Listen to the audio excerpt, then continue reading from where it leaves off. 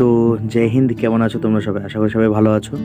তো আজকের ব্লগটা এখান থেকে শুরু করছি। আজকে সন্ধেবেলা আমি কিভাবে কাটাই, মানে বিকেল থেকে পড়াটা আমার কিভাবে আমি কমপ্লিট করি। অনেকে জিজ্ঞাসা করছিল যে দাদা কিভাবে পড়ছো, সারাদিন কিভাবে প্রিপারেশন নিচ্ছ, সেটাই আজকে আমি তোমাদের সঙ্গে শেয়ার করব। তো ফুল ডে স্টাডি প্ল্যানটা আমি বলতে পারছি না, সেটা আমার হয় না, এখন টাইম হচ্ছে না।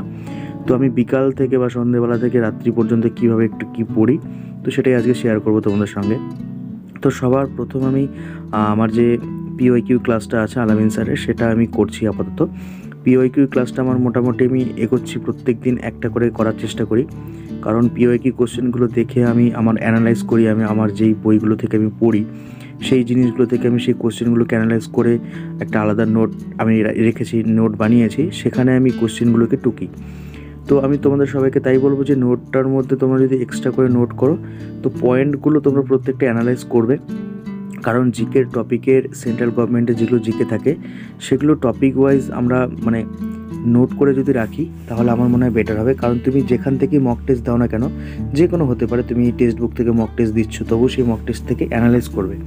তো অ্যানালাইজ করাটা খুবই জরুরি আছে। তো সেই কারণে আমি ভাবছি যে যেখানেই ক্লাসগুলো আমি করি না কেন, ইউটিউব দেখে হোক বা আমার এই পেইড কোর্স যেটা আছে সেটা থেকেই হোক না কেন, আমি নোট করে রাখি খাতার মধ্যে, ঠিক আছে?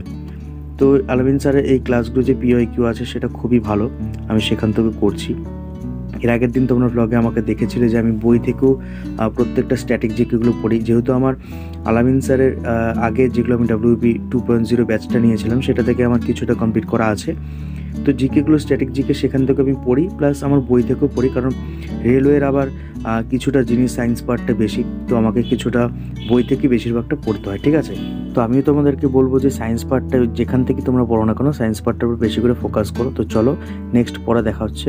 ক্লাসটা কমপ্লিট হয়ে গেছে, তো এখন আর কি এখানে যে কোশ্চেনগুলো আছে, এই কোশ্চেনগুলো কোথা থেকে কোন টপিকগুলো থেকে আছে, তো সেগুলোই আমি ওই টপিকগুলো ওখানে খুঁজে চ্যাপ্টারগুলো এই বই থেকে আমি মানে একটু দেখার চেষ্টা করব। তো চলো এগুলো একটু খুঁজে এই কোশ্চেনগুলোকে খুঁজে নিয়ে এই বই থেকে পাবো না, বাট ওই টপিকটা ওই চ্যাপ্টারটা এখানে আমি খুঁজে পাবো। তো ওগুলোই এখানে বের করে চ্যাপ্টার ওয়াইজ বের করে একটু পড়বো, তারপর তোমাদের সঙ্গে কথা হচ্ছে। তো চলো। তো এটা ছিল আমার পিওয়াইকিউ পিডিএফ, যেটা আমার পিওয়াইকিউ পুরো এনটিপিসির 120টা শিফটের কোশ্চেন এখানে আমার দেওয়া আছে। এটা অনলি জিকে পিডিএফই আছে আমার কাছে। তো এটা আমি এখন মানে বই থেকে নিয়ে পড়ছি, তোমরা যেমন দেখলে। তো পিওয়াইকিউ সলভ করাটা খুবই প্রয়োজন। আমি এনটিপিসি যখন প্রিপারেশন স্টার্ট করি তখন আমি ভেবেছিলাম যে আমার মানে এমনি বেসিক থেকে শুরু করব। তো পরে ভাবলাম যে না, পিওয়াইকিউ আগে আমার কোশ্চেনগুলো দেখে নেওয়া উচিত। তো আমি তখন পিওকিউ কালেক্ট করা শুরু করি। তো তারপরে এই পিডিএফটা মানে তৈরি হয়। তো এই পিডিএফটা তৈরি করার পর এখান থেকে আমার কোশ্চেনগুলো অনেকটাই হেল্প হয়, কারণ প্রত্যেকটা শিফটের কোশ্চেন এখানে দেওয়া আছে। তো সেই জন্য পিওকিউ এর প্রত্যেকজনকে আমি বলবো তোমরা পিওকিউ সলভ করো। তো যেখান থেকেই করতে পারো তোমার ইচ্ছে, ঠিক আছে? তো আমার কাছে জিকে পিডিএফটা আছে, এটা যদি পারচেস করতে চাও তোমরা তাহলে ডেসক্রিপশনে লিঙ্ক আছে, বা এই হোয়াটসঅ্যাপ নাম্বারে তোমরা আমার সঙ্গে কন্ট্যাক্ট করতে পারো। এই পিওকিউ এর শুধু অনলি জিকে এর মধ্যে দেওয়া আছে। তো আর এটার প্রাইস আছে 91 টাকা, ঠিক আছে? তো অনেকেই আমাকে জিজ্ঞাসা করেছিল যে দাদা এই পিওয়াইকিউ যেটা পিডিএফ আছে এটা 3টে সাবজেক্ট মিলে কিনা, মানে ম্যাথ, রিজনিং, জিকে মিলে কিনা। তো এটা একটা সাবজেক্টই করা আছে, ম্যাথ রিজনিংটা আমার কাছে নেই, আর ওটা প্রয়োজন পড়েও না, কারণ ওটা তোমার ম্যাথ রিজনিং কখনো কোনো এক্সামের মধ্যে কোনো পিওয়াইকিউ দেখে আসে না, ঠিক আছে? তো জিকেটাই বেশিরভাগ ইম্পর্টেন্ট। আর জিকের এখানে টপিকগুলো সবগুলোই এক লাইনার মানে 1 লাইনার করে দেওয়া আছে, এক কথায়। তো তোমরা চাইলে নিতে পারো, ঠিক আছে? আমার তো পিওকিউ কমপ্লিট করতে হবে, কারণ আমি পিওকিউ বেশি করে কমপ্লিট করে যাব। কারণ জিকে পড়ার থেকেও পিওকিউ কী কোশ্চেন এসছে বা কীভাবে কোশ্চেনগুলো আসছে এটা জানাটা খুবই জরুরি। তো এই হচ্ছে সেই পিডিএফটা যেটা 1 লাইনার করে দেওয়া আছে, দেখতে পাচ্ছ তোমরা, এক কথায় পুরো উত্তরগুলো দেয়া। তো এই পিডিএফটা তোমাদেরকে আমি কথা বলেছিলাম। তো এই পিডিএফটা দেখে আমি বই থেকে ডিটেলসগুলো এটা একটু বের করে এটা ভালো করে পড়ছি। তো চলো, পিওকিউ কমপ্লিট হয়ে গেছে, এরপর তোমাদের সঙ্গে কথা হচ্ছে। তো অনেকেই রেলওয়ের জন্য বলছিল যে আমি কোথা থেকে পড়ছি। তো রেলওয়ে ডি গ্রুপের জন্য এই পিডিএফটা আমি পড়ছি, ঠিক আছে? লুসেন্ট বেঙ্গলি ভার্সন এটা আমার কাছে আছে। তো 1 লাইনার করে পিডিএফটা, তো এটা পড়বো এখন। চলো, তারপর তোমাদের সঙ্গে দেখা হচ্ছে। এবার আমি একটা কথা বলি তোমাদেরকে, অনেকেই তোমরা শুনেছো যে সায়েন্স পার্টটা কোথা থেকে বেস্ট হবে, রেলওয়ের জন্য বেস্ট কোন জায়গায়। তোমরা লুসেন্টের কথা সবাই জানো যে লুসেন্ট মানে কতটা ইম্পর্টেন্ট।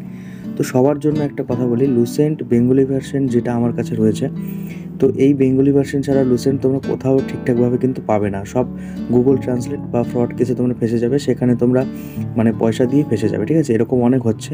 তো আমার কাছ থেকে যারা লুসেন্ট নিয়েছো এতদিন থেকে, তো যারা নিয়েছে তারা জানে লুসেন্ট এটা ওয়ান লাইনার আমার এখানে কতটা ইম্পর্টেন্ট, গুরুত্বপূর্ণ কোশ্চেনগুলো এখানে দেওয়া আছে, আর এখানে পিওইকিউ অ্যাড করা আছে, ঠিক আছে?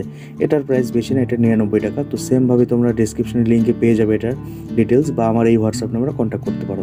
তো লুসেন্ট থেকে আমি সায়েন্স পার্টটা বেশি করে পড়ছি, কারণ হিন্দি ভার্সনটা দেখো, হিন্দি ভার্সন আমার আছে, বাট আমি পড়তে পারি হিন্দি। আমি SSSGD যখন দিয়েছিলাম তখন পড়েছি, বাট সময় লাগে হিন্দিটা পড়তে। তো সেই কারণেই অনলাইনারটা যদি আমার কাছে রয়েছে যেহেতু, তো এটাই আমি পড়ছি। আর রেলের ডি গ্রুপের কোশ্চেনটা আমি কেন বলি এখান, মানে ডি গ্রুপের জন্য কেন সাজেস্ট করি সবাইকে, এই পিডিএফটার মধ্যে সায়েন্সের পার্টটা রেলের বিশেষ করে বেশি থাকে, ডি গ্রুপের মধ্যে সব থেকে বেশি। তো সেই কারণে সায়েন্সের পার্টটা এখানে বেশি করে দেওয়া আছে বলেই আমি এই পিডিএফটার উপর একটু ফোকাস করি। এনটিপিসির অন্যান্য পিডিএফও আছে, নোটস আছে, আমার কাছে বই আছে, তবু এটা পড়ছি। তো তোমরা চাইলে ডিসক্রিপশনের লিঙ্ক আছে, এই হোয়াটসঅ্যাপ নাম্বারে কন্ট্যাক্ট করতে পারো। আর একটা কথা আমি তোমাদের সবাইকে বলে দিচ্ছি যে আমি যে আমার হোয়াটসঅ্যাপ নাম্বারটা আমি দিয়ে রেখেছি এখানে, তোমাদেরকে অনলি মানে পিডিএফ যদি কারো নিতে অসুবিধা হয়, ঠিক আছে, বা পিডিএফের জন্য যদি নিতে হয়, তাহলে তোমরা আমাকে সেই কারণে হোয়াটসঅ্যাপ করবে। তাছাড়া প্লিজ কেউ আমাকে মানে নাম্বারটা দিয়ে রেখেছি বলে এই নয় যে তোমরা বারবার মানে SMS করবে বা উল্টোপাল্টা SMS করার জন্য প্লিজ নাম্বারটা দিয়ে নিয়ে নিই বা ফোন করবে, প্লিজ না, ঠিক আছে? যদি প্রয়োজন হয়, জিনিস পিডিএফ নেওয়ার ইচ্ছা থাকে বা কোনো খুব জরুরি কিছু দরকার, তাহলেই তোমরা প্লিজ SMS করো বা কল করো, তাছাড়া কিন্তু প্লিজ করো না, ঠিক আছে? কারণ আমার সঙ্গে গল্প শুরু করে দাও, কি হবে না হবে, ঠিক আছে, কোনটা কি করা যাবে, এত গল্প আমি তোমাদের সঙ্গে করতে পারবো না। তোমরা জানো আমার এখানে রোজ অনেকেই মানে হোয়াটসঅ্যাপ করে কল করে, এত লোককে আমি মানে সবসময় জন্য রিপ্লাইটা করতে পারি না, আর এত ডিটেলসে তার সঙ্গে চ্যাট করা সম্ভব নয় হোয়াটসঅ্যাপে। তো আমি সেই কারণে আর কি বিরক্ত ফিল হয়ে যায়, অনেক সময় মানুষের সঙ্গে একটু খারাপ ব্যবহার হয়ে যায় কোনো সময়। তো প্লিজ সেটা তোমরা কিছু মনে করবে না, কারণ আমার দিকটা তোমরা একবার চিন্তা করে দেখো। তো আমি এটা দিয়ে রেখেছি হোয়াটসঅ্যাপ নাম্বারটা অনেক কাজের জন্য, বাট এটা অনেকেই মানে আমি সবাইকে বলছি না, কিছু লোক তারা বোঝে না, তারা জাস্ট SMS করা শুরু করে দেয়, আমার সঙ্গে কন্টিনিউ গল্প করা শুরু করে দেয়, তাদেরকে রিপ্লাই করতে হয় আমার। তো সেটা আমার পক্ষে সম্ভব নয়, ঠিক আছে? আমি তোমাদেরকে বলছি প্লিজ যদি দরকার থাকে ততটুকু তোমরা আমাকে যেন SMSটা করো, বা অতটুকু যেন কলটা হয়, ঠিক আছে? চলো, এটাই আর কি বলার ছিল। তো প্রিপারেশন কীভাবে চলছে না চলছে সব তো হোয়াটসঅ্যাপ গ্রুপেই কথাবার্তা হয়ে যায়। তো আজকে ভিডিওটা আমি এখানেই শেষ করছি। ভালো থেকো, সুস্থ থাকো, নেক্সট ভিডিওতে দেখা হচ্ছে, চলো।